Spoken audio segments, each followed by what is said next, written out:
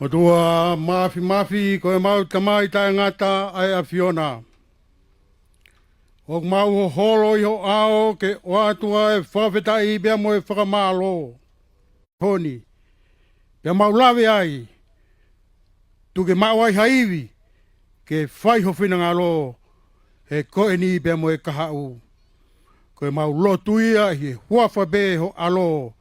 Ko Sisu Kraisi. Ka ko mau whamu ui. He meni. Ko e rea taritari o e hoa taumafani e whahau ko atu pēa e tandai ki prea ko e KOLISI whaifkau sa miwela mantisa whanua malo.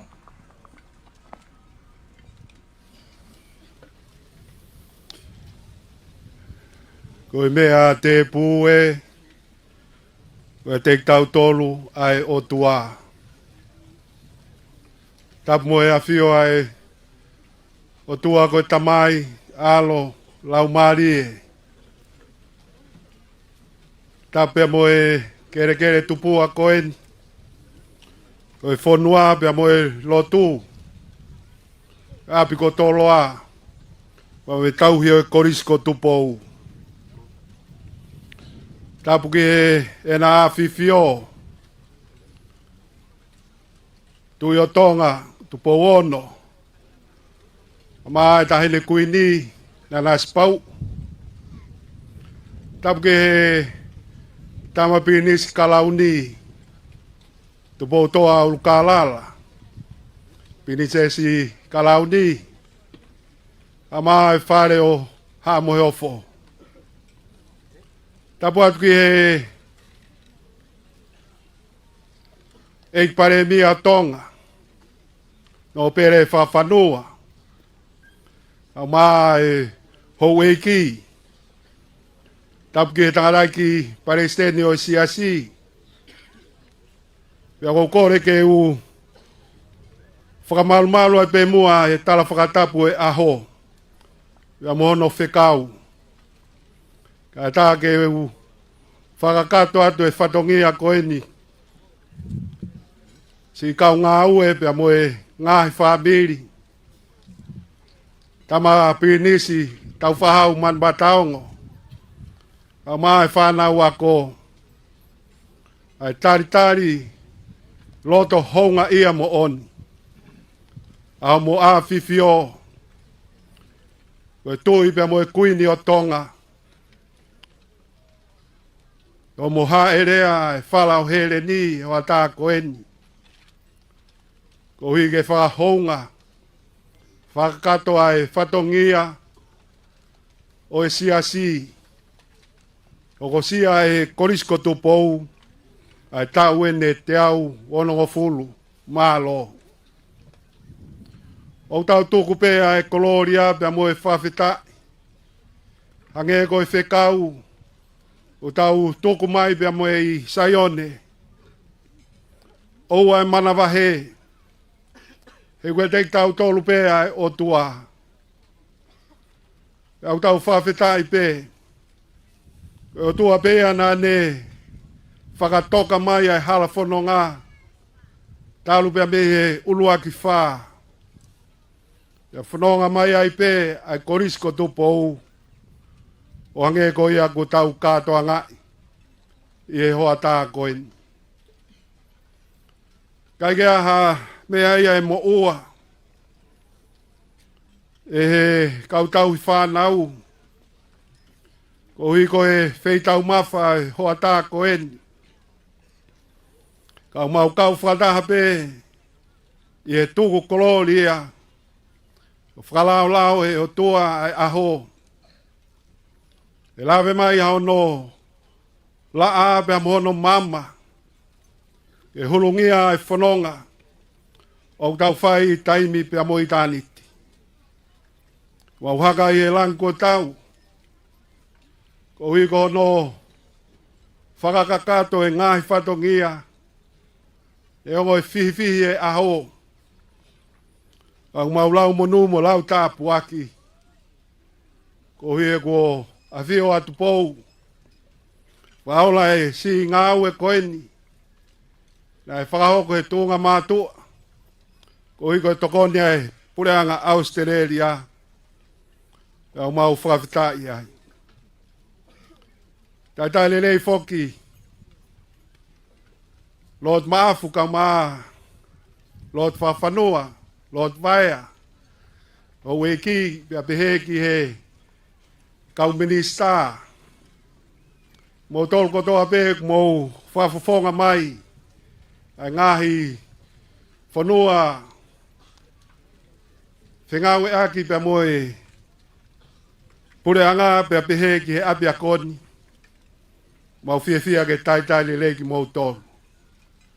Tangata malanga aho pa estedi o siasi. Se tai lahi kau mai kau whaif kau. Kau wako tutuku. Mok mo tol kotoa pe si ngahi mahen. Koe aho pe ia koe aho ke whai ai fia. Ka mo tuku koloria. Ko hiko e tauhi ko whai. E o tua mafi. Ye apiako koeni. At this point, I would like to acknowledge the presence of diplomatic missions, the ambassadors and the high commissioners, and also our friends from Newington, Michael Parker, who is going to provide the keynote address for us this afternoon. And all of you, our friends from abroad, we welcome you to this important luncheon with His Majesties. Hoi au pehepe ai fia, pia mo e whawhitai, ke tai lelei ki mo tolu. Koe whanau weni ke whaipe, ai mau whakameite pia mo e whawhia i o e aho, e whakaholo pe, ke TAUMAFA, ai na afifio. Lewa he whakahoa a, kau tatau atu. Malo.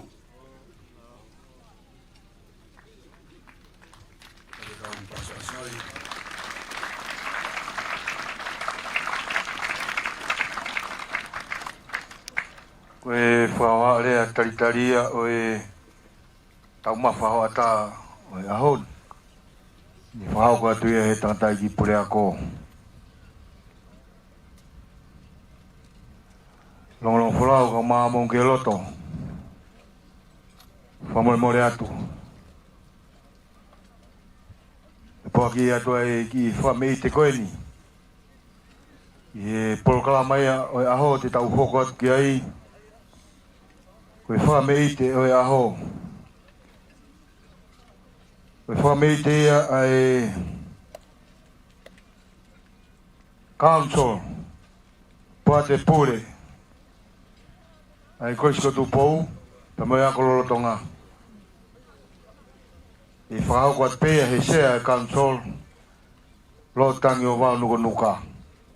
Malo.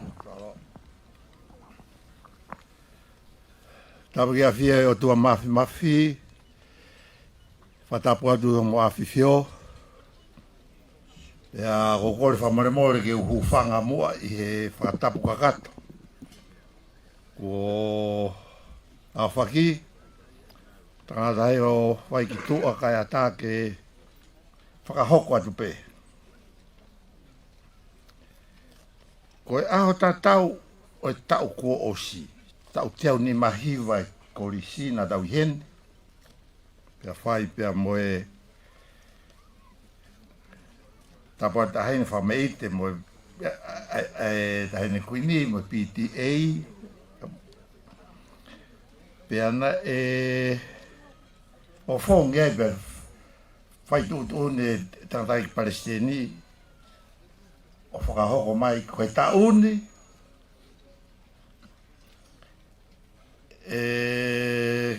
Whai whameite uloaki e kosilio. Ka koe ai o i hei niai koe whakahoko atu pe. Whia au bito kosilio. Lauta. Ngau e kosilio. Pea ku alu e taimi. Mo e whengau akilerea bito council koe ni pia mo e kolisiko Tupou. Ma whakataha tō pōru kōsi, hou e tolu e whakataha. Me fōka ka kosirio koe ni o e tahine kui ni, ka tapu atu, koe plinis kalau ni, koe Palestine o siasi, Sekretai Lahi o siasi, Palestine ako, o kui ai pia moe tau paanga e kolisutuku, pare mia malolo, kui ai moe pure ako e KOLISI, pia moe o tokoni pure ako, pia kawa me motuan. O iai o, le mai peke o whakahoko e taongo fua koen, ko whakahoko mai pure ako taha pe tau whakamite. Whakamite pe kwae kosirio, whakataha me KOLISI lolo Tonga. Whakahokau lewa e KOLISI tutuku, ai ai lewa ke tau taha pe. Whakamite e kosirio, pe me KOLISI lolo Tonga, pere me ko stutu te mauhanga e matou whakateki teke whakameite koe ni. O iai ko whiwhia ko tō heni i pure, ai whakameite o teke o mai ko stutu ku, ko paanga e tahamano. Ki pasipasi ai. E koe tuku koe ne malanga e ke mai tata ki pasteni. Ko whea tau koe tau teki en. E pasteni. Sai, ko paangai uafe ke tokoni ke teki. O tau lunga e kosirio. Te pasipasi gai. Pea ko whakahoko atu i mui he ke tangata i pasteni. O ko tau whakameit whakatahape mo e kosirio Tonga. O au mai a ungatea koe ofifine e tangata i pasteni mo mele, o mai panga tahafe ke teki moia ke taunga i kosirio Tonga. Pasi kia. Whakaosi, I welcome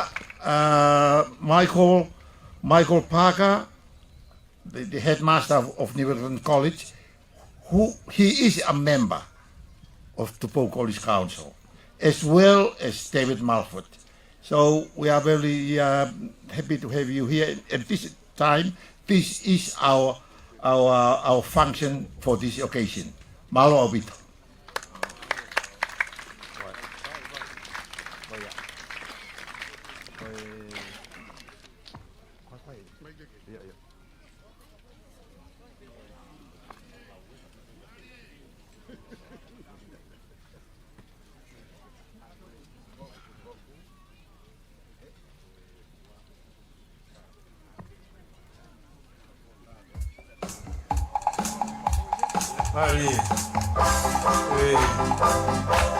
Katoangi o lunga. KOLISI tutuku mo e kosirio.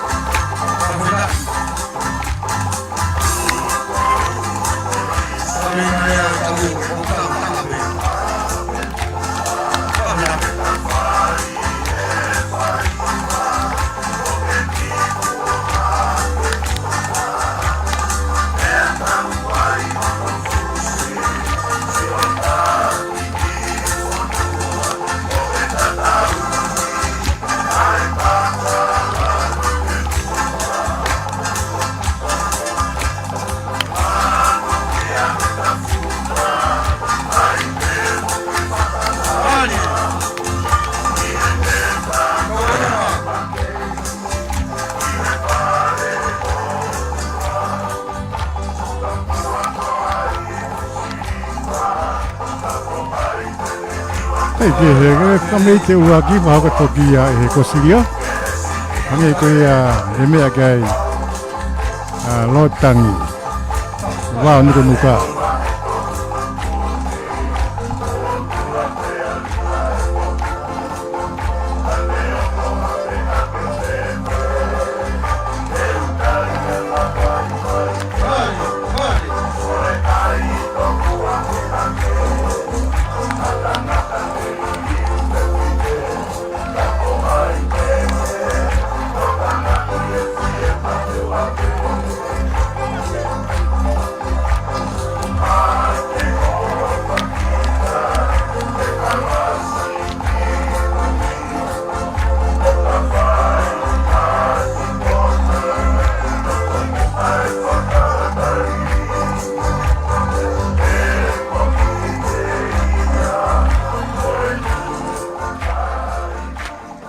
whakatako tu mau beai, whakahau katu pe, whai pe, wa umai e kowana hapai, me mi pa poa deo mai ne tahafi ke teki teki.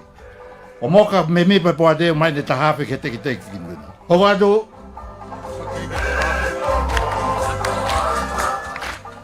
ko aisa ke eke koe me mi pa poa deo koe parimia malolo mo panga uafe. O,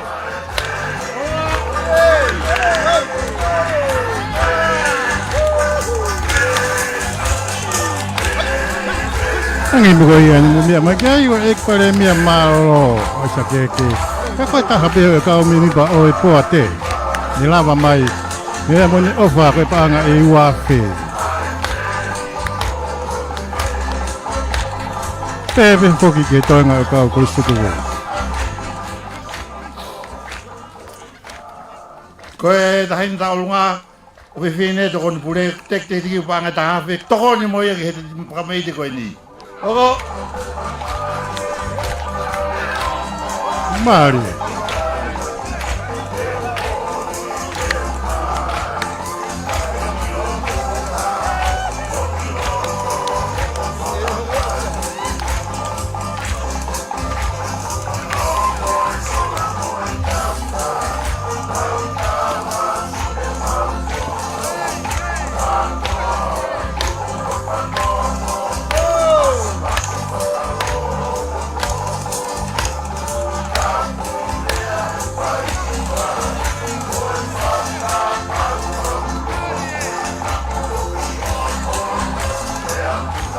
OATU te hoki ai FAKAMALO e eksea ko ia oi FALEALEA tu mau be ai kataki, kolpe, toki me ka wasteria e tahape tau tau luga. Pero parecene la steria fa kau pure, ko ti wa o manda kau tipo na kau folau. Vai de politika ko na sai lotu, por katoa tu. Pa koe. Koe nau tokoni e o mai ke tokoni pe ke tau tau lunga e taha pe koe ni. Koe paanga ia e taha mano moia. Wow! Toa Maria Teria Pela koe kontine ni tila Kankaluia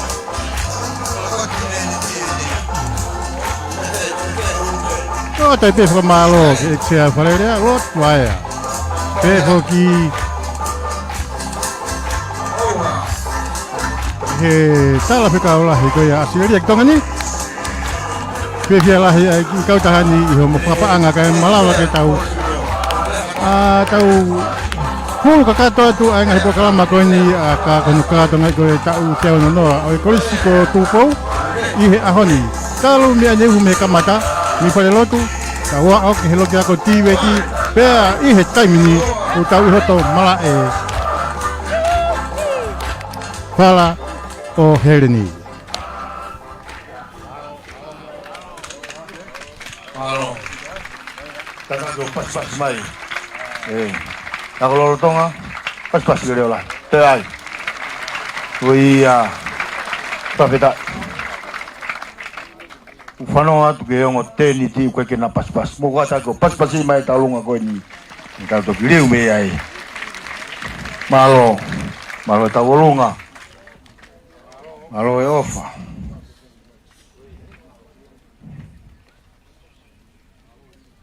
Kawe ngai ai tau fua ko ni o tau tahape. Malo.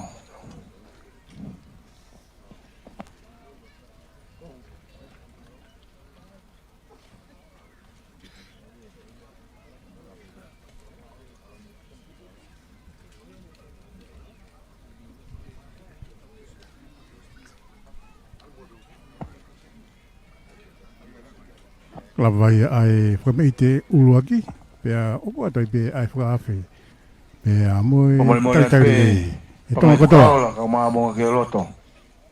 Toa pe loto e ko Tupou. He tau taha. He ahon. Mo te awo no noa. E hoko atu ai pe. Ai whakameite aho. E mai mo ai tama ko tau whahau man matao ngo. Ko ia. O kai toi toku haiwi, Walelei o e puna ke kau ma ai whanau ko hui koe aho mahui ngā koeni. Te au ono furu tau ko tau i kuna. Whawhetai ki e iki. E whakalotolahi ai aho ona tau mana wahe. O e mana wahe e whaiwhina ngalo e iki. Ko ia. O e mana wahe whakapare. Sai au pito. Mahalo. Tama ko tau whahau man mataongo. Teke, koeni. Koe, whamei te whikau ai ni.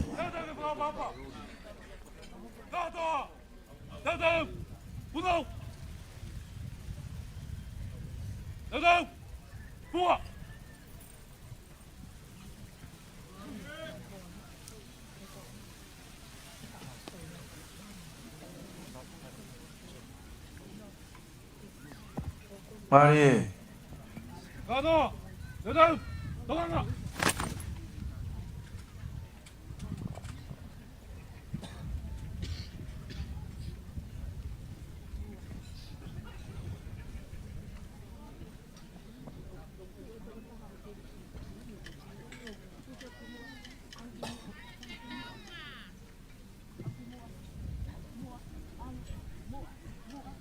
Ako whapito e wakaiti te unga e whanau. Ai koe kosi loro tō ngā whukien. Kata ko pas mai matanga ko hi ko. Ik pare mi Tonga. Tak mai ai tama pilinisi ta fa man matango ki mai moa. Fa fita.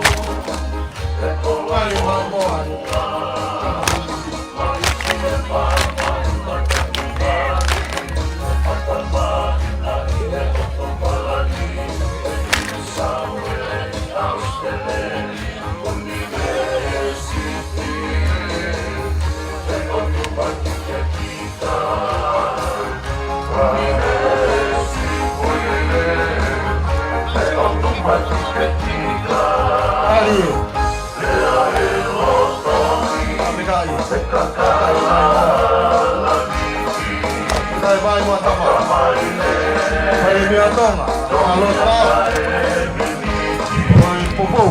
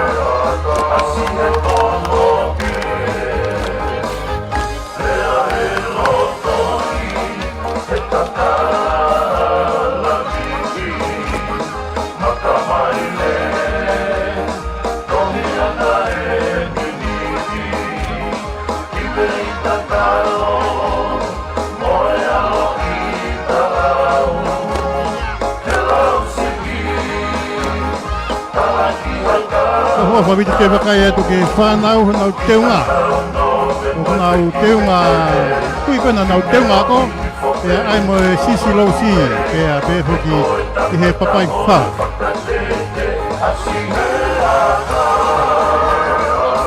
Wakai ki hen hoki pe a mo ki nau tolo koto kau mata apure ia o kolisi Tonga. Nau whia ke kau whakataha i he KATOANGA. Eiki koni ai kolisi ko Tupou.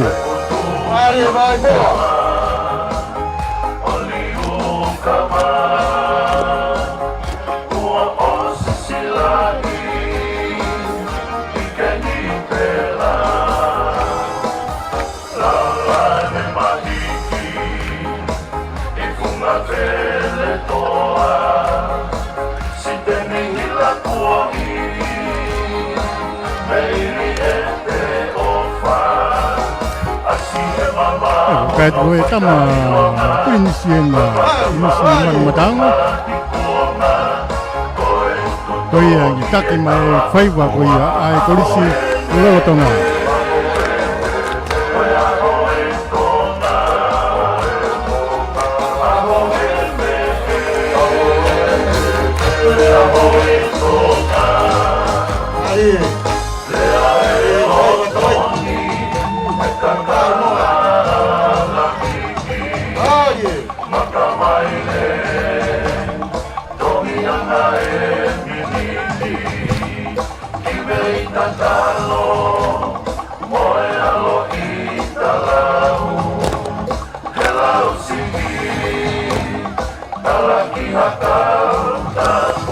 Ihe hawa ni foki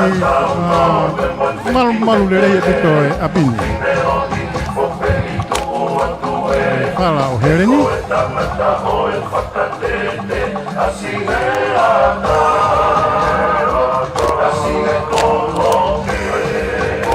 Yo te be FAKAMALO ke sea o FALEALEA Tonga lot VAEA te hoki ki he TALAFEKAULAHI ASITELELIA ki TOKONI yo moanga lele kai malawa ke mohanga o KAMAFOLA atu ai KATOANGA koni o KOLISI Tupou kalu me anehu me kamata anga me pailotu wa umai ke lo kia ko tibeti pe ko ni kuta u heni ye Tonga fa ausi aku e wa TAUMAFA a moi ngai whakame ite.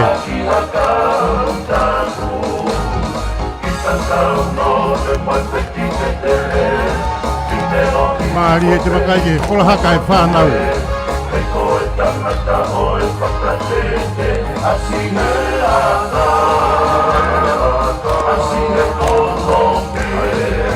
Maari.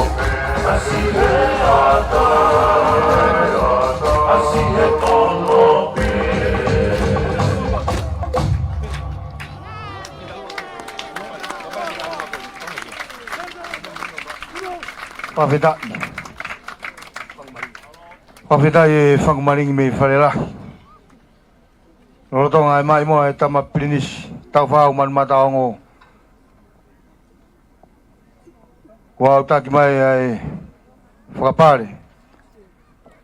Pe me e whare o haa mohe o fo. Ko e panga e tahamano no afe. Kataki o pasipasi mai. Toloa, pasipasi mai. Pavita whakamaringi me wharelah.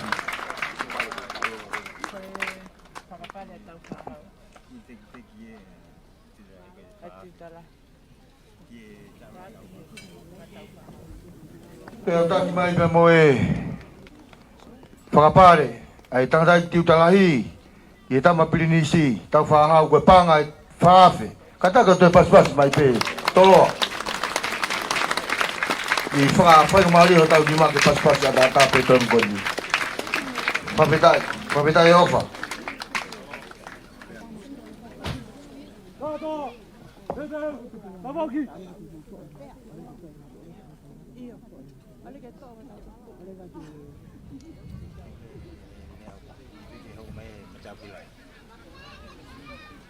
Au tak mai tokoni anu sila. Au tak mai ai tokoni. Kau wa tutuku anu sila fonga mai moi kau fononga. I taurunga koe ai kosirio. Pe moi ako lotonga koe panga tahamano. Kataki ako lotonga. Pas mai. Papitai ofa.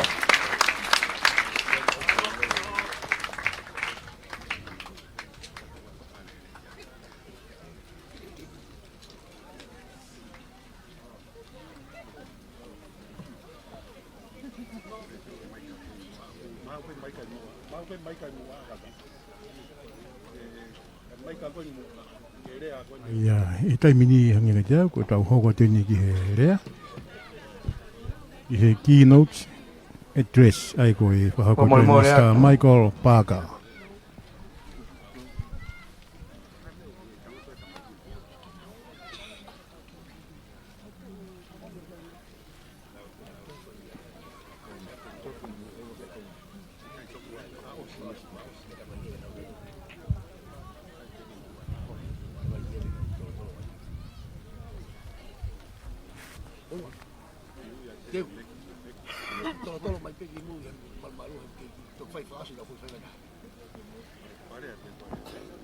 Kata ki e akolo Tonga.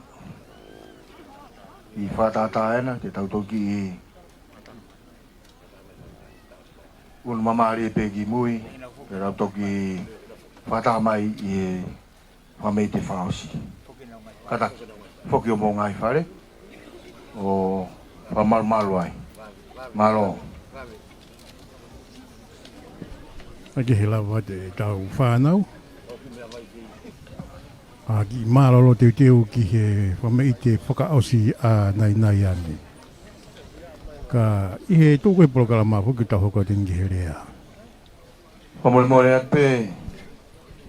Pangai whakaola ka o maa mōngi he loto.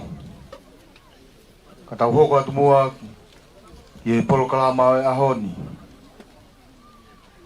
I'm very honored, Your Majesty, to have with us the headmaster of Newington, Mr. Michael Parker, who is here with us, and her daughters, Julia Parker. He is our keynote speaker for today. I am introducing Mr. Parker to deliver his keynote address. Katang paspasi mai. Ai pure ako, ai kolisi niwi ngatoni malo.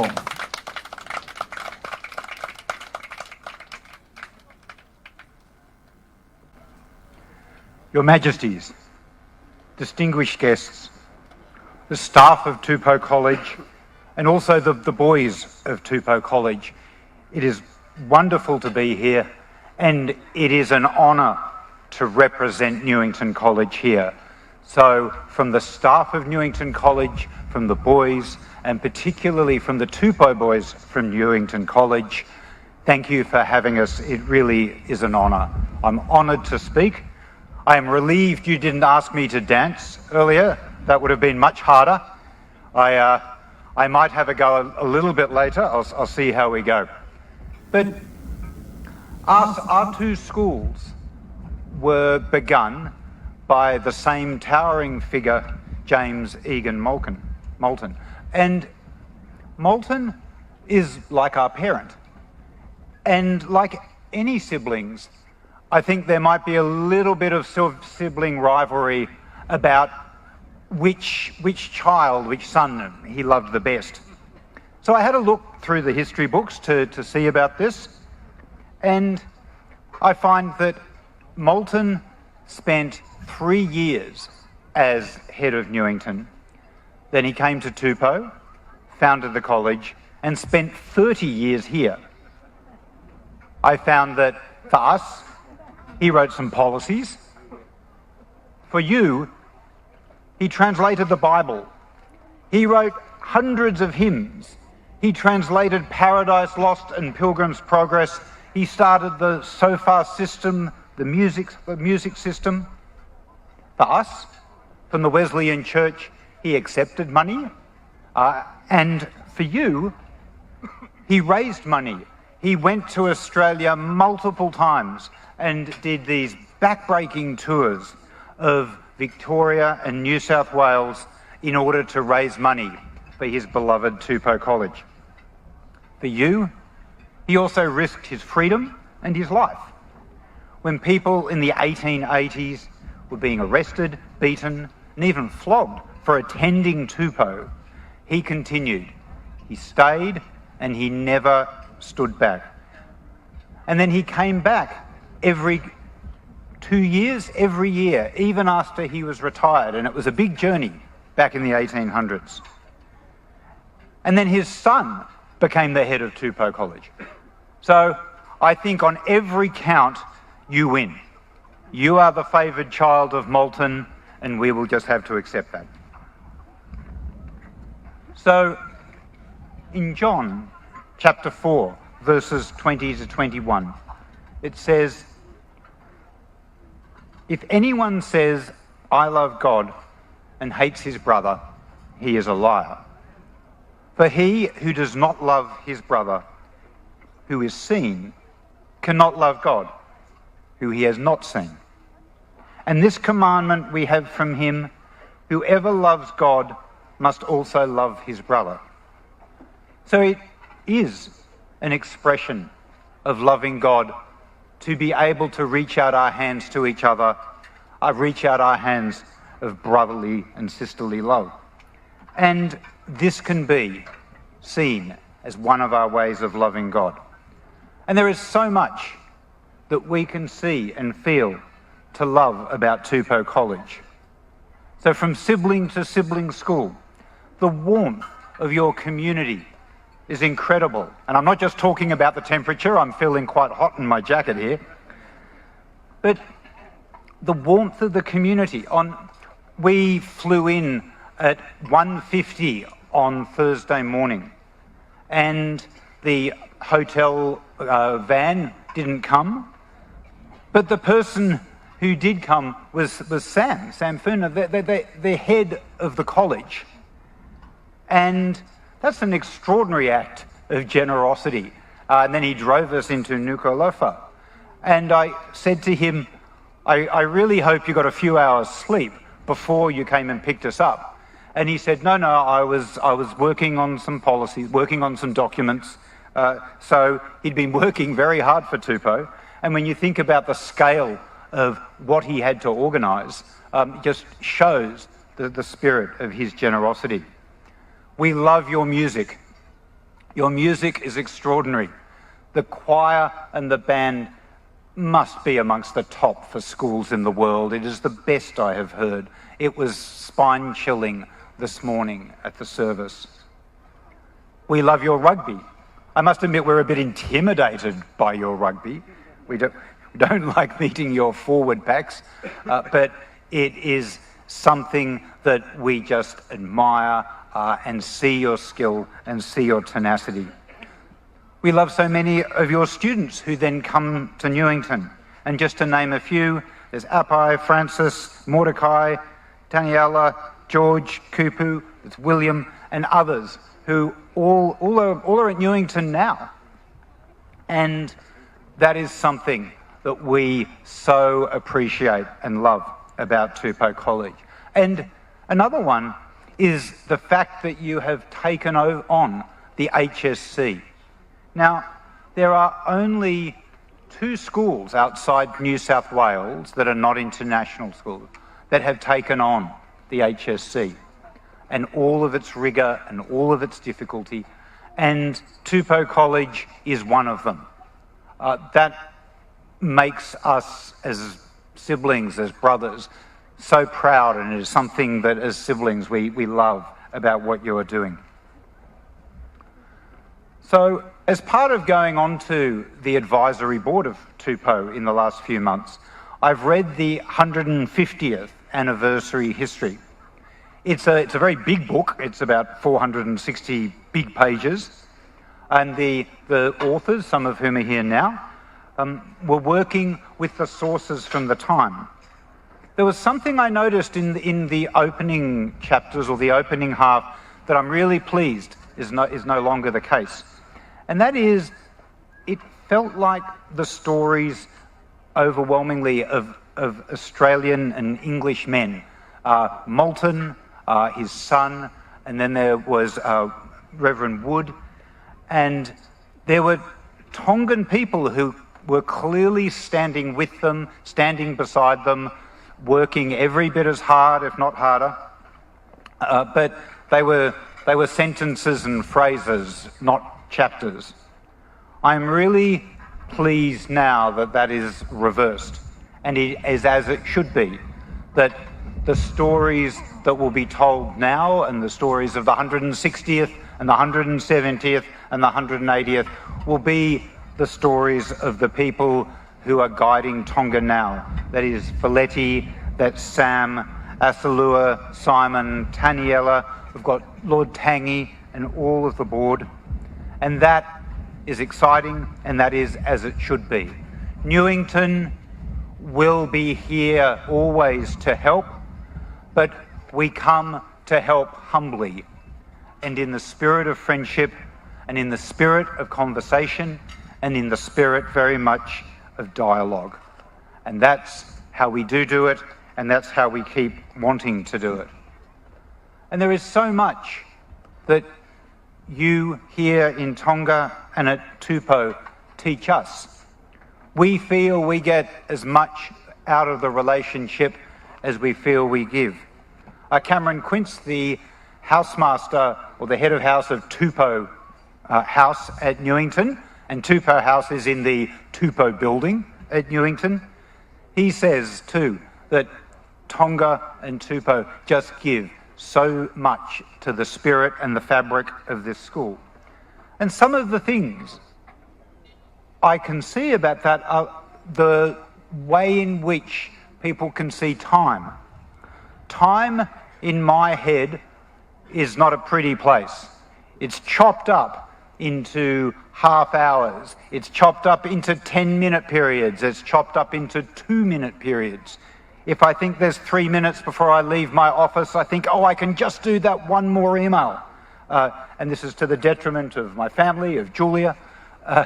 But that sense of a different type of time that is not so pressured, that is not so chopped up, that it flows, is something that we can really take on. In the Western world, there's billions of dollars going into the mindfulness industry and certain techniques and all these things you can do to stop this chopped up feeling, but people could come to Tonga instead and feel it. I think that the family and the community that you have here and that you have in Sydney is just extraordinary. And the Tongan stall at our annual Newington, it's called Back to Newington Day, and it is a huge day where about 7,000 or 10,000 people come, and the Tongan stall is always the most popular one. It's got the most volunteers, it's got the most people that come to it. It really is quite extraordinary. So we also, and I've learned something today about fundraising.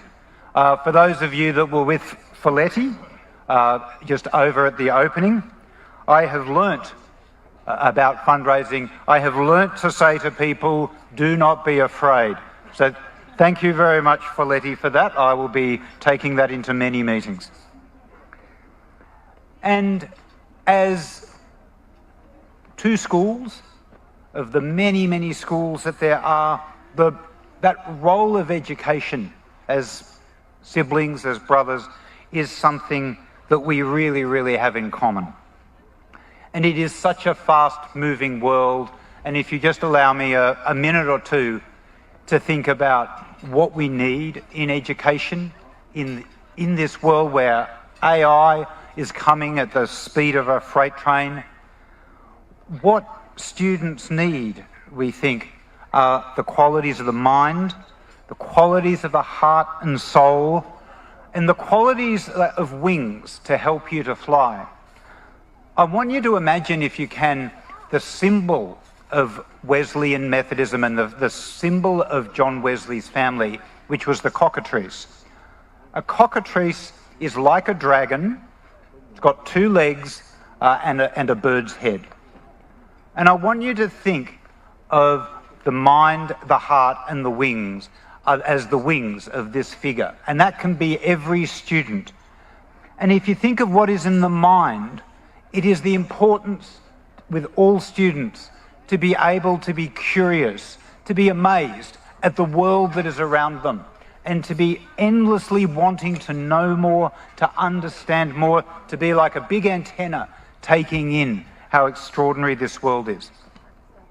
We want people to be open-minded, because open-mindedness in a world with social media where things are closing down and becoming more radical in some areas, it is so important for Tupou boys, for Newington students, for everybody to be as open-minded as possible. And we think they should work hard as well. So that's a real feature of the mind, the rigour. We want them to have skills for the 21st century. We don't know what jobs they're going to have. We don't know what technology will replace. and we don't know what new jobs technology will create. But we do know that the human qualities of critical thinking, of independence, of teamwork, of striving for faith and meaning, they are all the skills that we will need, or not all, but many of the skills that we will need to fly in that 21st century.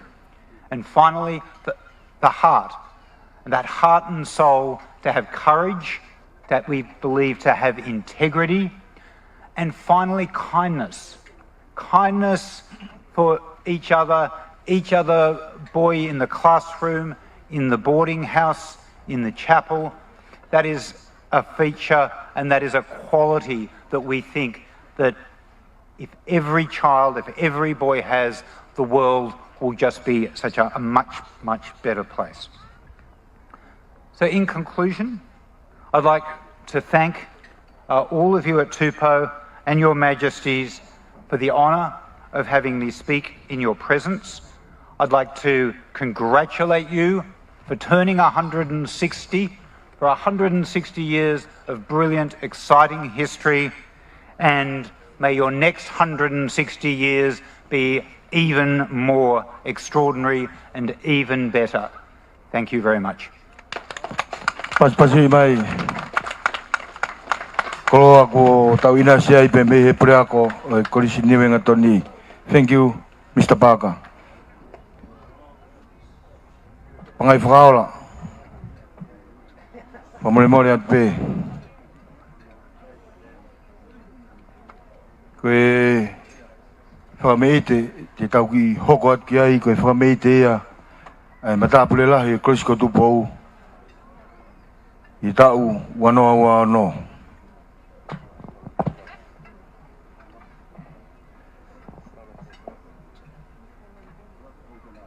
Mau lava ifo. Ko kore ke hu whangatu e tala whakatap kakato e whanua mo e lotu. Kai hunu kia tua haku woko ka masiwa mo tai loa he pa. Oi kolisi lolo Tonga.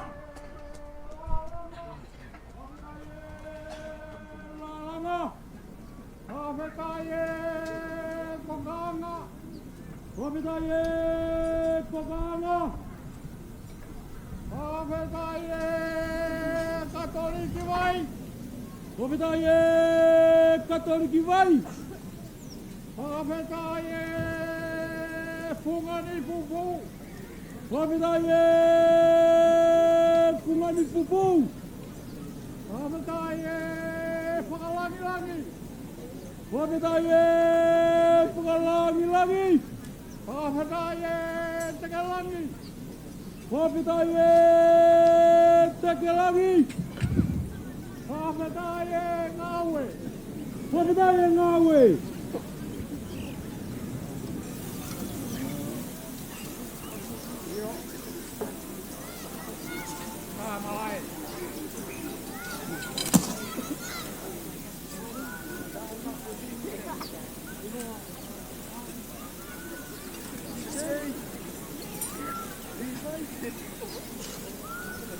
Iki he koe na ko ata mai malai kai kamata ai whakamete tau tari beni ki he mara ke DJ ke tuku mai ahono fasi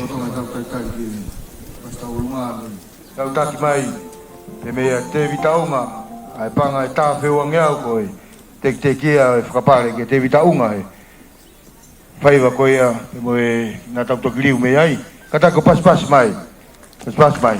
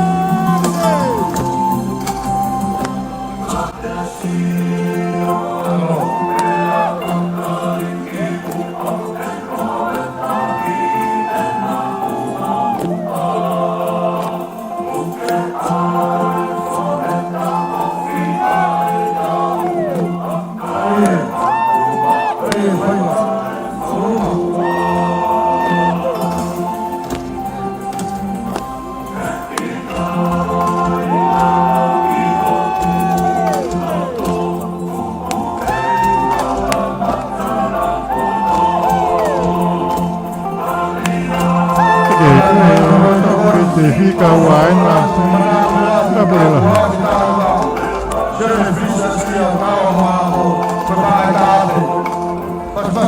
Oke, ko ngai o fana e au taki mai pe.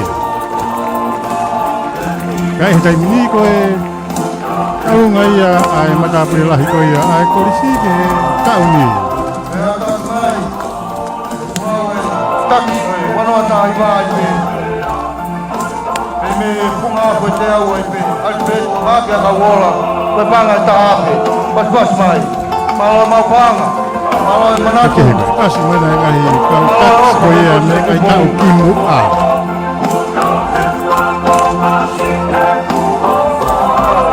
Baby, ai FAKAMALO lahi ke sea o FALEALEA Tonga, Lot VAEA.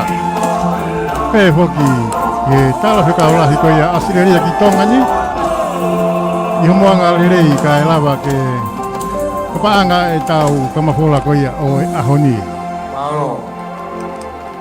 Malo ke TEPILE Mafto ki mana maui.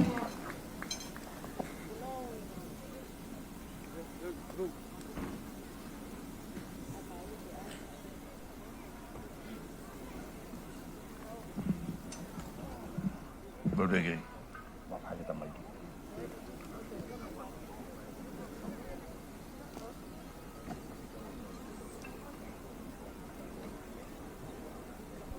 Oke, kita hoko tini kia lotangi wau nuka. Oi kau, oi mai kolo.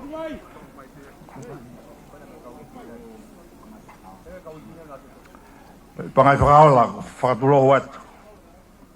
Ke waka u whakahoka to e whiwhia koen. Ko e whakamei te taurunga matapura hina e awhi ki he tapuati ki he ne awhio. Ko whakawhoka mai pe whakahoka mai, whakawhola mai ne awhio. Ko e pangai tahamano ko ia, ke kamata ki ia, ai ngā ue ke digital classroom. Pasipasi koto ki ai.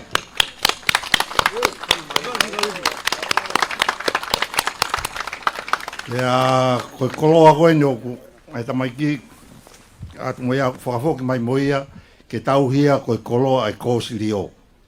Pasipasi ki ai. Pasila.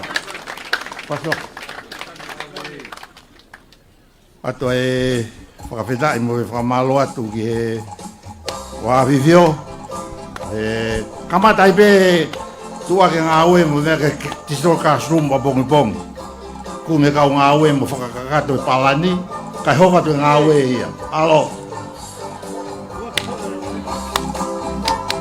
Koe nda hange koe ni pānga mai lotangi.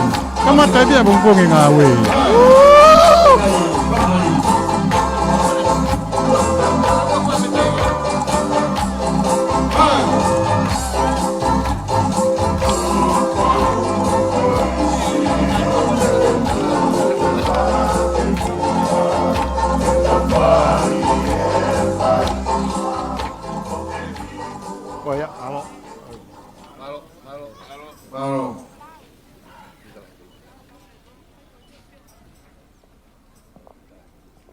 Tiptalahi, oi kolisi kuinsalo te, malo. Tapu ke o tua mafi, o kuni afi o iho tau lotonga. Tapu ke kele Tupou ai Latu mo e ako, ai apiko Toloa. Tapu atu ki homo afi fio, tamatu I, Tupou ono. Pehe ke he tahine kuina nas pau, pea mo e whare o ha mo e ofo. Tapu ki he ekpale mi amo HOU'EIKI fonua. Tapu ki he tangata ekpale steni. Pea mo e kau whaiwhe kau mo e kāinga kotoa o e siasi. Whakatulo watu mo unga ki he loto. Pea mo e tala whakatapu kakato kua au whaki o pangai. Ka talangata hei a te kita au whai ki tua mama o atu. Kai ata ke u whakafofonga I atu. Ai KOLISI ko kuinsalo te. Tau fia ke tu ka whakawhetai mo FAKAMALO ke tu o langi. Ko hiko ne fina ngalo lelei ke tau kau. He KATOANGA o e tau te au onongo fulu e KOLISI ko Tupou. Whakawhetai ono koloa folfola. Tala mai o te mo mana vahe o ko ia te ki mo tolu. Ko si hova ia. Pea ko pau ke mo mata hono langi. Pea mo hono koloria. Whawhetai eiki. Kolisko Tupou. Ko e mau lava mai he aho ko eni. O mau mui mai pe i he tahine kuini. Kuina nas pau. He ko e sea ia. O e komiti ngā aue mo e poate ngā aue e kolistu tuku o e kolisku insalo te. Kai pe he foki ki e mau pele. Ai tahine prinses ko en ko halai valu mata aho tuku aho. Mo e kolis lolotonga. Ko e mau lava mai ke whakamanatu atu kolisko Tupou. Koki mau tolu.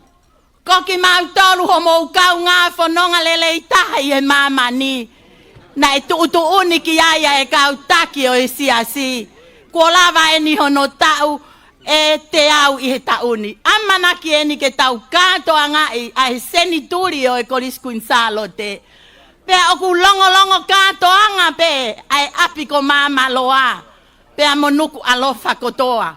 Ista na mo tonga kotoa mo e we siriana kotoa. Oku longo katoanga pe he te waki. O e senituri o e kolisku insalo te. Ka ko e mau lava mai i he ahoni. Ke mau whakamooni atu koko e peho mau kau ngā whanonga lele i taha. Tau e nia e onongo fulu. Ho tau motu a. Oku mau tui. Lahi ai peho o wha, lahi ai peho o fiefia, lahi ai peho o kelesi ke tokoni. Ke tokoni ai taahine ko kuinsalo te. Ko ia ko e mau lava mai i he ahoni. HOU'EIKI e whanua, pehe ki he kakai o i siasi. Mau fia ke whakawhei ki mo tolu, ki he katoanga o e senturi. Ko e mau lea katoanga, ke whaipe e mau ngā ue ko e whakawhetai atata pe ke otua. Pea ke whai e mau whakawhetai ke whakatupu hoi fua. Kai hiri o ai e mau tuku pā, ki ho mau eiki. Ko ia o ku mau whawhetai atu i he katoanga mo i whainga mali e hoatani. O ku mau lava mai pe mo e mau tau olunga. Ko i ki whini mo tua tene whakahoko e mau tau olunga. Ko e matapule lahi au e kolisi. Ko HOU'EIKI.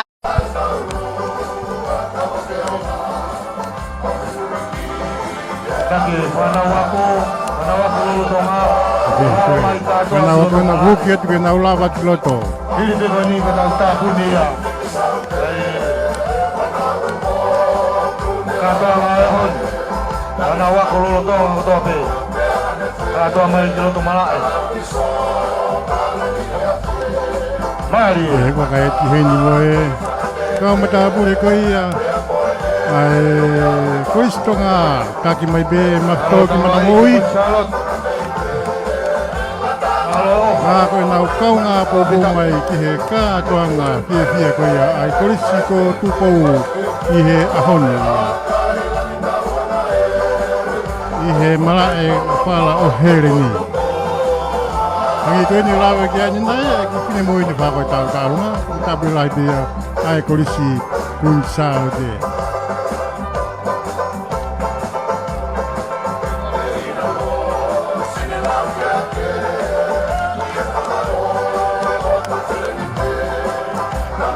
Hangi ka te au mako ne lawa pen koe tau talunga tāpuni e pia hoko toi pe ki he reo whamalo.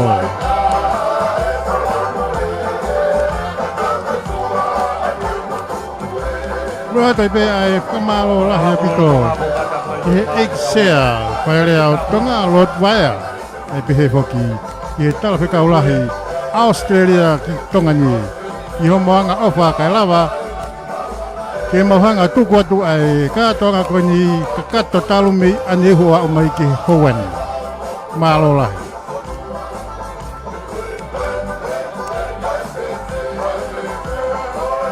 O atu ai pe ai kore me paafi ki hata habe. Ngahi katoanga pe hengo amana ki tau hanga ki ai o ata pe sponsor. O ki kai ke whakangata ngata. Ngata pe tali rei ki tonga kotoa. Tonga eki pe pehe whoki toke lau pea moe ngā lua be. Malo, talo eki o kunsalo te. Malo e tau olunga. malo ofa, malo tokoni.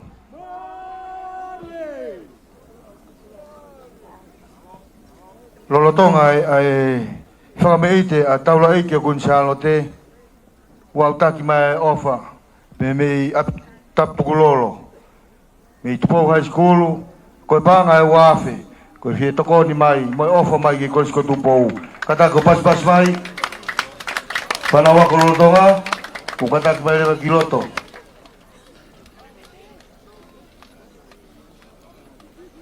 Ye tai mi te mai ai ako Lolotonga. I tau. Katak pe pangai whakaola kai paokat mua ai ofa koe whakakatoa ai taurunga na e whai e kōsirio whakatapa moe ako Lolotonga. Heunga kotoa ia moe panga e tolumano o noafe tolungeau hiwa noa. Tolumano o noafe tolungeau hiwa noa. Pas mai kiai. Katak malo.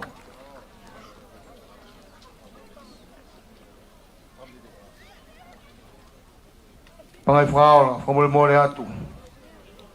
Koe whakameite whakao siene aho.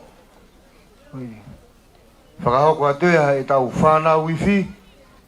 Pea moe Music Academy.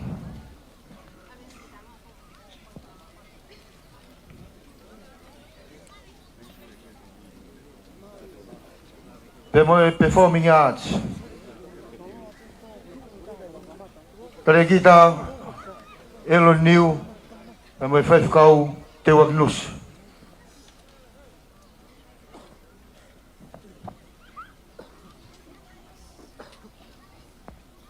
Te teu.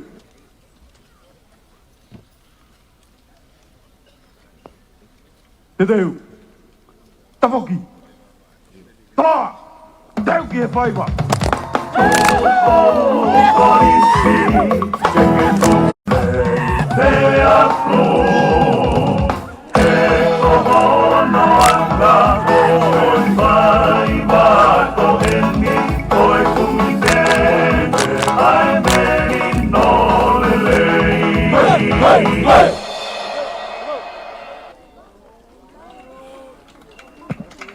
Pamalo atu. Katak mai ako Lolotonga, kato kilotoni.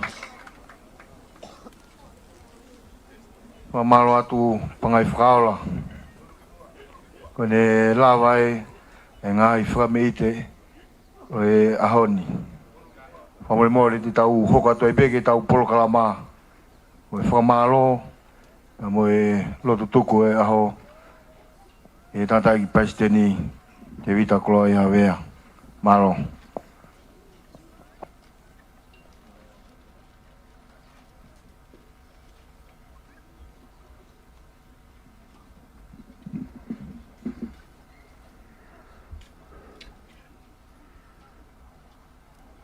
Kore ke u kau he fia e lang e ahon. Katapat ke mo afifio king dubawono mo kuina na spau. Peke tama pinisoko podo ukalala mo prinses na jakala. Tapi ya Lord Maaf mo HOU'EIKI funua. Peko koe whamai more atu. Mo ngaki loto. Ke hufanga ngai whatapu ko tala mo au whaki.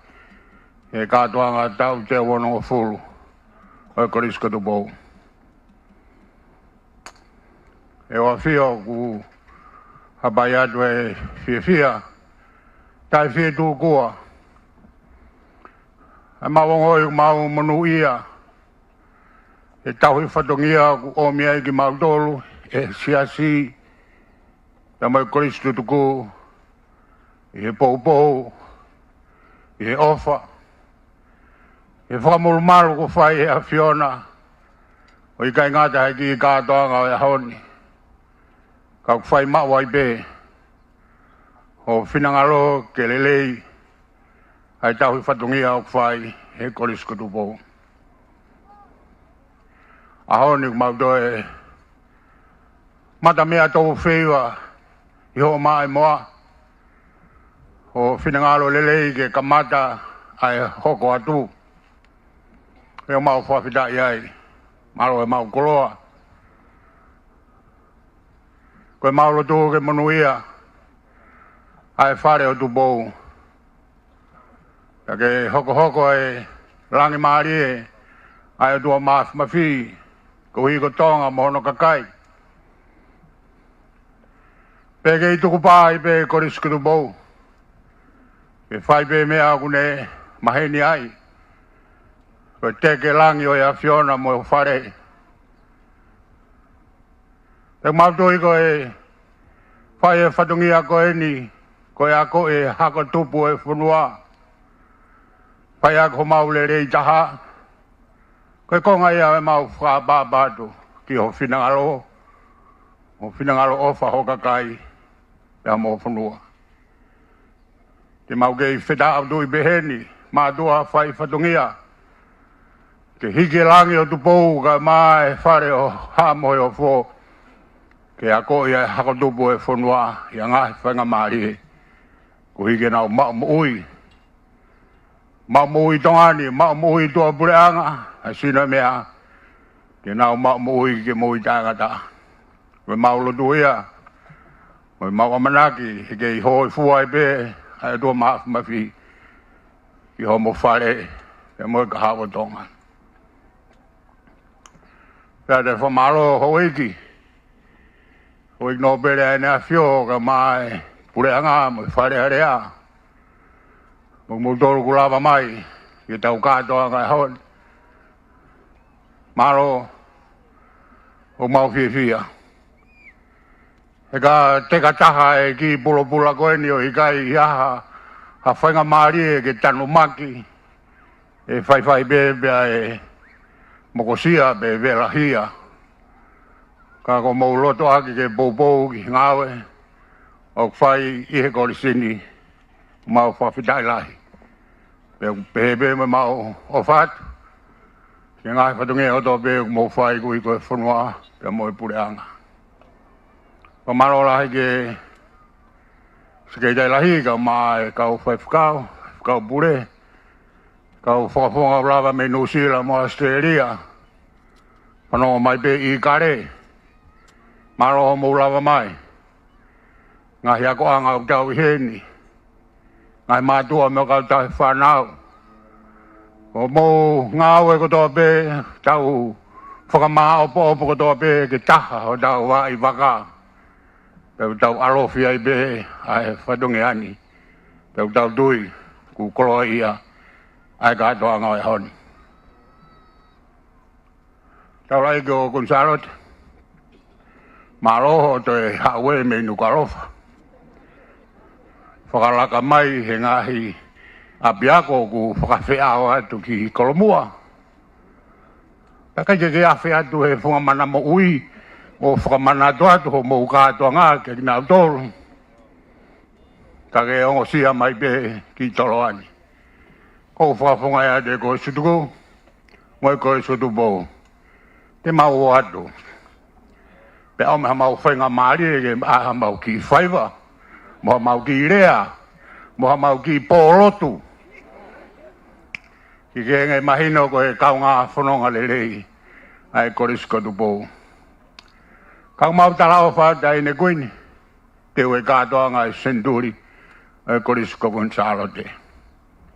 O maulot pe mo e amanaki e whatoka maari e. Ai ngai koloa lelei ko tō pe o e whanua pe mo e lotu. Ke hapai aki ai senduri. Oku maa ulotu ai pe whanua ni ho mo ngahi lotu huwhia. To e aho te au mo hiki haki. I he ngahi loto whare ai lotu mo e huwhia ho mo KATOANGA. Nau mau whawhitai. He lotu ai pe mātua KOLISI Tupou.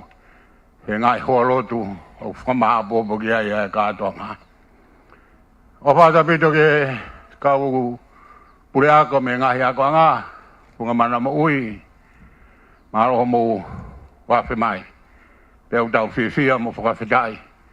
I ngā oe whai he pure ako, kau maa ai katoanga ko tau whiwhia mo whia e haoni.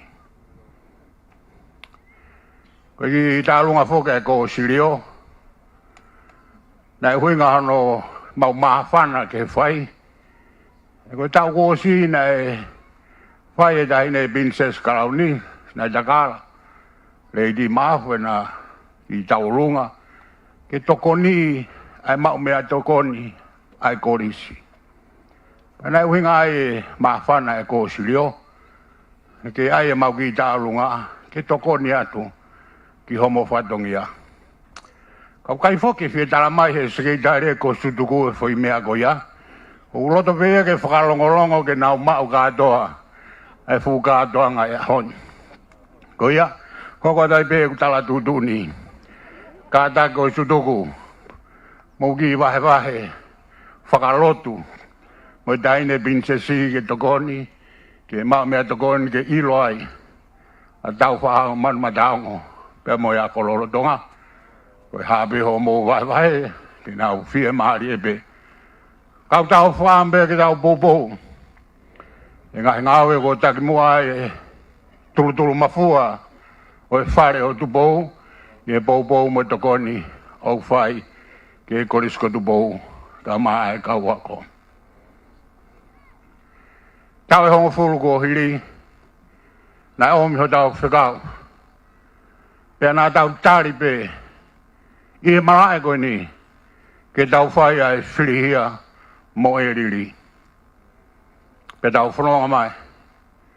Pea ngai whamatala, o e ola lelei, o e riri nā tau puke, o tau kei whirihia pē mo ia he ahoni. Whaptai pē ku hoko ahoni ku whailonga mai e skeitari, ai ko sutuku, kei pē mo e whangi e riri kehe, ke tau whenga ke kau moia i he whirihia. Ka kon ko kamata hene a whio ai tokonaki, ai ki whoi e riri ko ia, pēu tau whakawhitai ai. Nā talau tau whatongi ape ai ni hina e poaki mai. Ko mouto e poaki ko Tupou eni, ko ne tae o ruafi ki o tau whatongi a. Mo kata ko unur mai, tau kawhata, hange ko kawenga ko whotu e haoni, ke mo ia e KOLISI. We would like to acknowledge the sibling principles that you so kindly explained and reconfirmed between Nibingadon College and Tupou College. So thank you very much. Our layout here at Tupou College is in zone. One zone is for physical well-being. Another zone is for academic and the mind. And another zone is for our spiritual well-being. So what you are sharing with us, Mr. Parker, I think we are in the same journey. And we can confirm and commit that we also want to acknowledge the benefit and usefulness of looking after the well-being of our body, our mind, and our spirit. David Marford has excused himself. He's getting a flight back to Australia. But we inducted him and Mr. Felletti as twin brothers, the former principals of Nibingadon College and the former principals of Tupou College.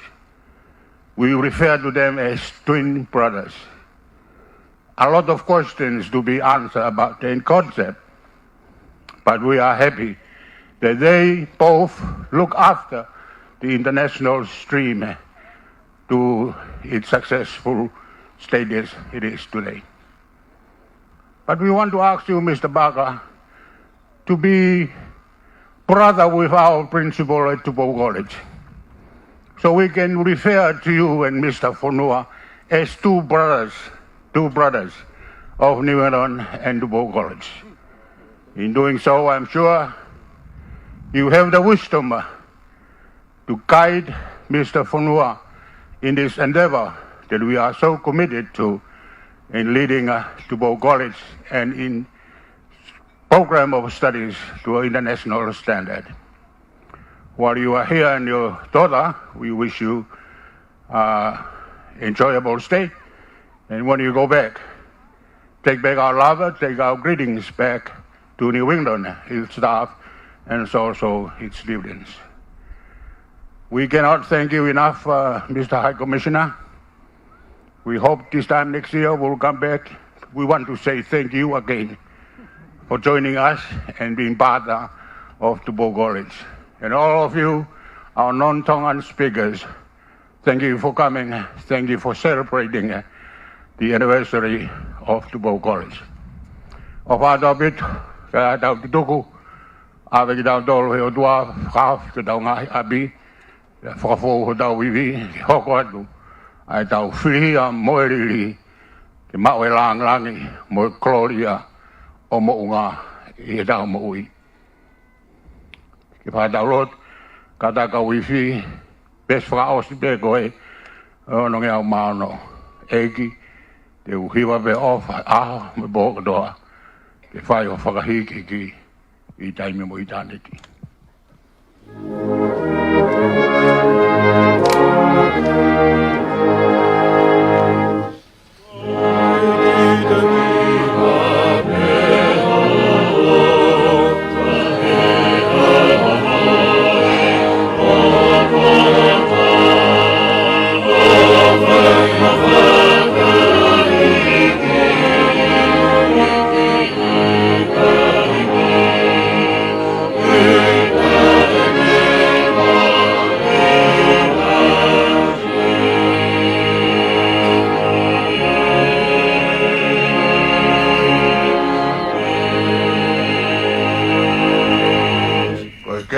Eki ko Sisu Christ, oflaya tua ka tau tamai, mo i whio he lau maare maanani, ki a tau tolko tope ia o tai ngata. Amen.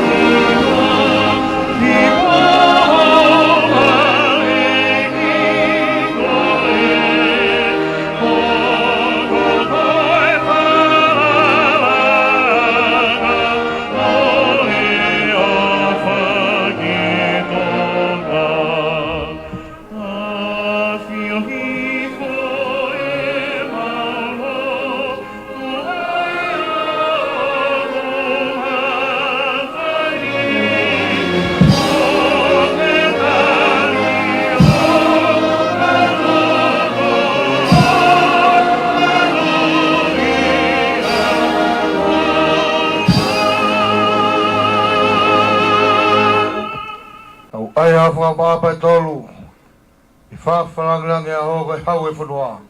Hebi! Hebi! Hebi! Koe katoa e panga ko mou whake a honi, koe whitumano uafe, uange au whawaru. Whitumano uafe, uange au whawaru. Pas. Maro e opa.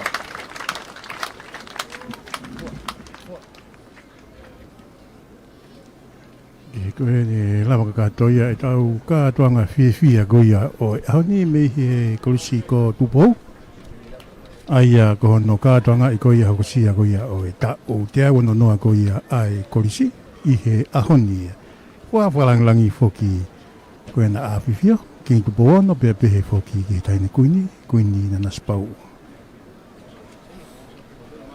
Eke i he taimini wako waka etu o lava atu e katoanga pia koe whanau ena pia koe ene awhio ena ku lava atu whikika mo i kau nau tau ka kau whalanglangi o e aho kau ai ai TALAFEKAULAHI me Australia ni kau foki i hono sponsor koe e tau laivi koe e aho ni kau kataki ai pia mo ikisea o e FALEALEA ko VAEA Toloa. Eke, ko e tālu e tau whanonga mai a neuhu ka matak pē ai lotu whawhita i koe a mun tāpoki e aho e kolisi me whai lotu moritoni pē a hiki mai mea i ki he loki ako koe a tīweti O tāpaki mo wha ata e ngāwe ko ia pia ni wha asu mai aki ai tau hoa tau mawha koe ni i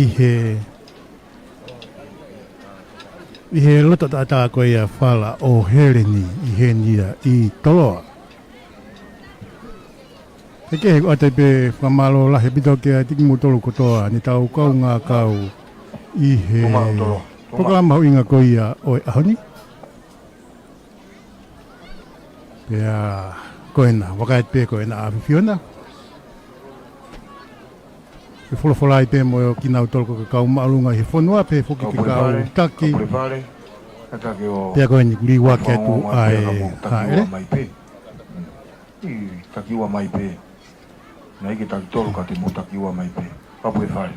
Lo tange na wānu kunuka. Moimoi. Peke he kei o atu pe ai whamalo lahi a bito ke eksea ko ia. U FALEALEA o Tonga o lo VAEA pe pe whoki ki he TALAFEKAULAHI ko ia. A ASITELELIA i o monga ofa. Ka e lawa ke mawhanga o tuku atu ai polokalama ko ni talumi aniu. I konga ko ia i tolu. Tue Toloa. Ni mo yolonga. Peke he koe te una tue ai whanawa ko. Ai liwa ke atu ai haere. Tue nā monga ori. Koe sāpate nā he. Pea ini pe tatau atu pe ai whatongia e me whala o here ni me apo Toloa. I he kau whai whatongia te uwhia ke whahoko atu. Koe na, koe kena e whanawa ko. Tinau tolu koe ni mau kau ngā whai whatongia atu. Me heni i Toloa, i he whaita ni ai a whiria paea. Pea pe whaka areksani tā. Ai ke tau lava hauki tō ke tau sapate. Tā ka fua. Pea i whata taha koe tau pesi ko na iai a Tupou rea. Tā i roa pe whoki ki a onesi saluni. Pea me api ko Toloa me whala o here ni kua au sia te tana tohi. Kambu mea tua o whātu. Toe mai ki toe mai pe. Leora pe ua. Ka ki ua mai pe.